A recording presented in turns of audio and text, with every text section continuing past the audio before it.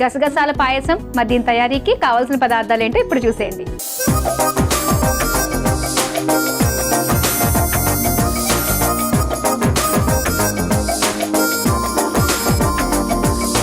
గసగసాల పాయసం తయారీకి కావాల్సిన పదార్థాలు సిద్ధంగా ఉన్నాయి.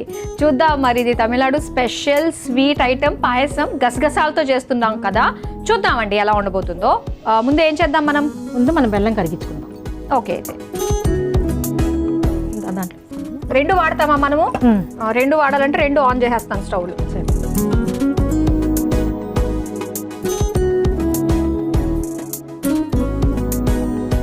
బెల్లం వేసుకుందాం. కొద్దిగా వాటర్ పోసుకుందాం.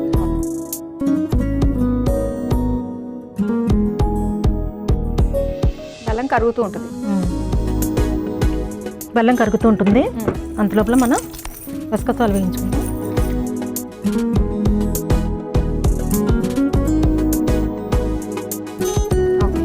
మీ చేతికి దగ్గరగా ఉంటుంది కాబట్టి. అదే ఇప్పుడు గసగసా పాయసం కదా, కానీ గసగసాలు వచ్చి కొంచెం ఎక్కువగా తీసుకోవాలి. ఓకే, గసగసాలు వేసుకొని దీనికి బైండింగ్ కోసం బియ్యం. ఓహో,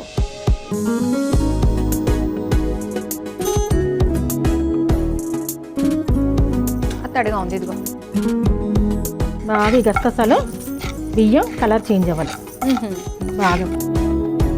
గసగసాలు అంటే మనం మసాలాలోకి మాత్రమే వాడతాము అనుకుంటాం. కొన్ని స్వీట్స్ లో కూడా దాని పైన జస్ట్ రోల్ చేస్తూ ఉంటారు స్వీట్ అయిన తర్వాత గసగసాల్లో. అవునండి, అది చాలా బాగుంటుంది. ఇది గసగసాల పాయసం ఎందుకంటే ఇట్లా మెడిసినల్ వాల్యూస్ చాలా ఉంటాయి అన్నమాట. తర్వాత నిద్ర సరిగ్గా రాని వాళ్ళు ఉంటారు కదా, అలాంటి వాళ్ళ ఈ గసగసా పాయసం చేసుకుని తాగారంటే నిద్ర బాగా వస్తుంది. ముఖ్యంగా తమిళనాడులోని ఈ పాయసం ఆషాఢ మాసం వస్తుంది కదా, ఆషాఢం అనేది అక్కడ మనకి ఉగాది తర్వాత తమిళ న్యూ ఇయర్స్ డే వస్తుంది, తమిళ వర్షపరపని వస్తుంది. అప్పుడు ఆషాఢ మాసంలో మొదటి వారంలో ఈ పాయసం చేసి తాగుతారు. ట్రెడిషనల్ డిష్ ఇది. పూర్వం కాలంలోని ఆషాఢ మాసం వచ్చిందంటే ఫస్ట్ వారంలోని ఈ పాయసం చేసుకొని తాగుతారు. ఎందుకంటే వర్షాకాలం స్టార్ట్ అవుతుంది కదా, దానివల్ల మనం. సో వెదర్ చేంజ్ అవుతుంటుంది, మన బాడీ చేంజ్ అవుతుంది, దాన్ని తట్టుకోవడానికి ఇది చేస్తాను. వేగిపోయినట్టే కదా? వేగిపోయింది, బియ్యం కూడా వేగిపోయింది. అవును, ఇది మనం పౌడర్ చేసుకోవాలా? చేసుకుందాం. ఇప్పుడు దీంట్లోనే ఇటు ఇచ్చేయండి, నేను తీసేస్తా. అటు పెట్టండి.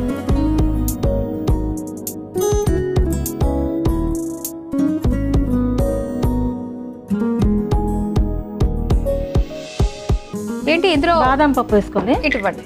బాదం పప్పు వేసేయాలా? బాదం పప్పు అయింది, జీడిపప్పు, కొబ్బరి తురుము. కొబ్బరి తురుము కూడా వేసేసుకోవచ్చు. కొబ్బరి తురుము వేసుకోవచ్చు, కొబ్బరి పాలు కూడా వేసుకోవచ్చు. ఆహా, ఓకే. ఏదో అంటే మనం ఇప్పుడు ఇది మిక్సీ పట్టుకొని వచ్చేస్తారా? కొద్దిగా వాటర్ యాడ్ చేస్తాను. వాటర్ యాడ్ చేసుకోవాలి. ఓకే,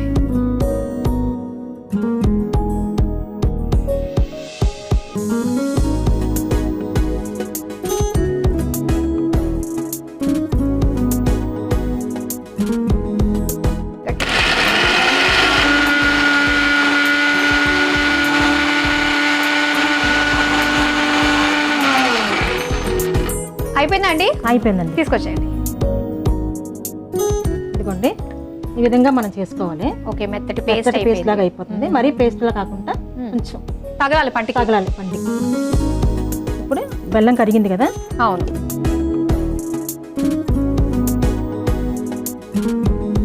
మీ సైడ్ పెట్టుకుంటారా? మీకు ఈజీ ఉంటుంది. పెట్టుకుంటాం. ఆగండి.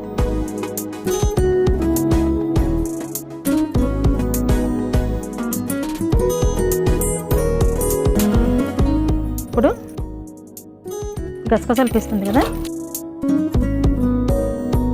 దీంట్లో వేసేసుకోవాలి. మనం తయారు చేసిన పేస్ట్ ఉంది కదా, అది బెల్లంలో వేసుకోవాలి.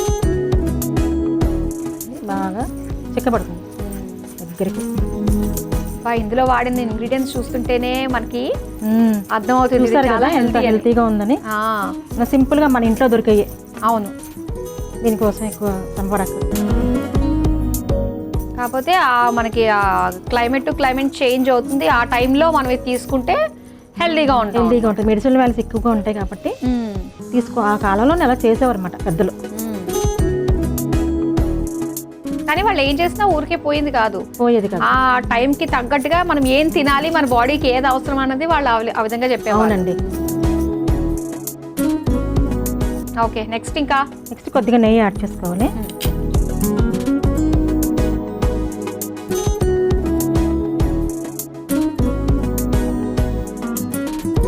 కొద్దిగా యాలకుల పొడి, అంతే అయిపోయింది. అయిపోయింది మన గసగసాల పాయసం. స్టవ్ ఆఫ్ చేసేనా మరి? ఆఫ్ చేసి ఇటు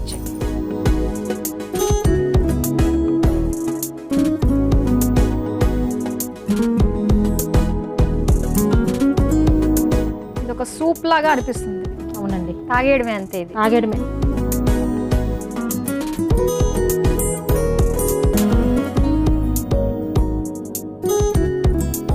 ఆరోగ్యానికి ఎంతో మేలు చేసే గసగసాల పాయసం రెడీ అయిపోయింది. మరి దీని తయారీకి కావలసిన పదార్థాలు తయారు చేసే విధానం మరోసారి చూసేయండి.